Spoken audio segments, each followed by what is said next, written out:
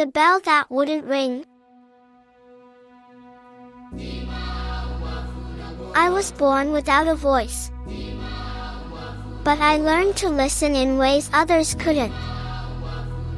I was forced to work in a shipping house, which was always full of noise, hammering crates, shouts from overseers, and that old brass bell that I was supposed to ring when a box was sealed and ready. One morning, a crate came in, no markings, no label. But I felt it. I knew somebody was in that old crate. A warmth. A heartbeat in the stillness. I placed my hand on the wood. It thudded softly, steady, alive.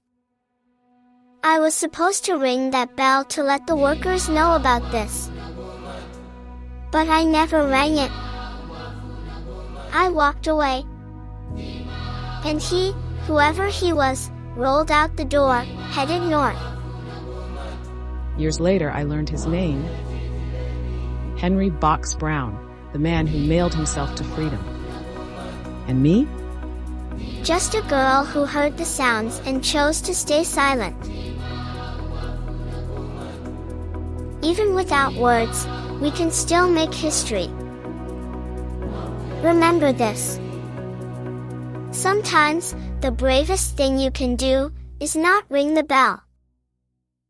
At Black History Daily, share our stories they are still trying to bury today.